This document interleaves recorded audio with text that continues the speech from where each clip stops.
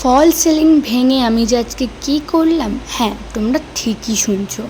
দাদার ঘরে চলছে কাজ, আর সেখান থেকে সংগ্রহ করা এই কার্ডবোর্ড না, এটা প্লাস্টার প্যারিস দিয়ে তৈরি। আই থিঙ্ক খুব ভারী।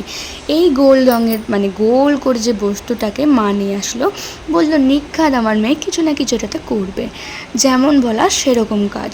রাত্রির থেকে যখনই হাতে পেয়েছি এই গোল বস্তুটাকে, তখন থেকে রাত্রে সারা রাত ঘুম হয়নি, শুধু ভাবছি কখন এর ওপরে কাজটা চালু করব। সকাল হতে না হতেই বাড়ির সমস্ত কাজ সেরে, মানে আমার আর কি যে কাজগুলো থাকে সেই কাজগুলো সেরে বসে পড়েছি এই কাজটা করতে। টানা 5.5 ঘন্টা লেগেছে এই এত সুন্দর জিনিসটা করার। মানে আমার এত সুন্দর লেগেছে এই জিনিসটা যে আমার কিছু বলার ইয়ে নেই। তো ফার্স্টে আমি ওই জিনিসটার ওপরে, দাদার ঘরে যেহেতু কাজ হচ্ছে তো ফুর্তি করে দিতে বলেছিলাম এই জিনিসটার ওপরেও।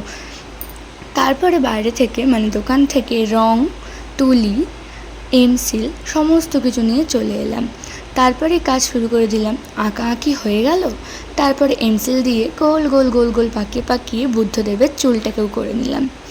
জানো তো, এটাকে বলা হয় মান্ডালা আর্ট। এর আগে আমি খাতার মধ্যে অনেক মান্ডালা আর্ট করেছি, বাট এই ফার্স্ট টাইম আমি ক্লে দিয়ে একটা বোর্ডের মধ্যে করার ট্রাই করছি, তাও আবার বুদ্ধদেবের মূর্তি। ফার্স্ট টাইম এত ভালো এক্সপিরিয়েন্স আমার, অনেক অনেক অনেক ভালো লেগেছে যে আমি এই কাজটাকে সম্পূর্ণ করেছি 5.5 ঘন্টার মধ্যে। অ্যান্ড কাজটার ফলটাও খুব সুন্দর এসছে। আর সেটা তোমরাও দেখতে চাইলে পুরো ভিডিওটা শেষ পর্যন্ত অবশ্যই দেখবে। তারপরে এখানে দেখতে দেখতে মাথাটা মানে চুলটা হয়ে গেছিলো, বাট এখানে জানো তো আমি একটা ভুল করে ফেলেছিলাম।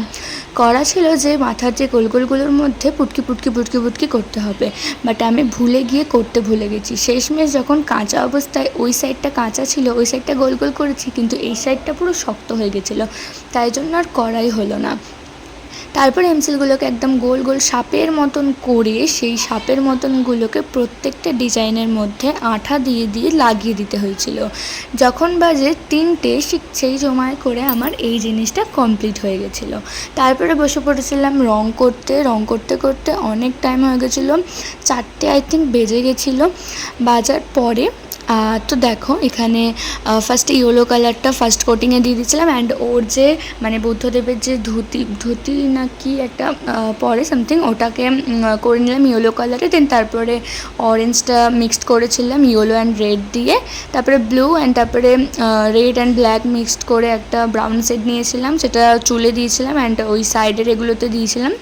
ফার্স্টে দেখতে পাচ্ছ এখানে একটা ওর মাথায় একটা টিপ আছে, বাট পরে এটা থাকবে না। দেন দেখতে দেখতে ওখানে কাজ ফাজ নিয়ে এসে রাত্রিবেলায় সমস্ত কিছু করা হয়ে গেল। দেখতে কেমন লাগছে তোমরা কিন্তু অবশ্যই জানাবে। আর তারপরে আমি এটাকে লাগাবো আমাদের বারান্দায় মানে সিঁড়িঘরে। তবে এই সিঁড়িঘরটা যেহেতু রং করা নেই খুব একটা ভালো লাগছে না, বাট রং হয়ে গেলে কিন্তু এটা দারুণ লাগবে।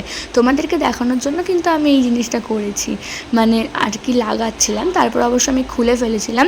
তোমাদের কেমন লাগলো সেটা কিন্তু অবশ্যই তোমরা কমেন্টে জানাবে। আর যদি ভালো থাকে তাহলে একটা সুন্দর দিকে কমেন্ট করে দিয়ে যাবে। ঠিক আছে, টাটা। দেখা হচ্ছে আবার নতুন কোনো ব্লগে। ততক্ষণের জন্য এই ভিডিওটাকে লাইক, কমেন্ট, শেয়ার করে সমস্ত জনের কাছে পাঠিয়ে দাও।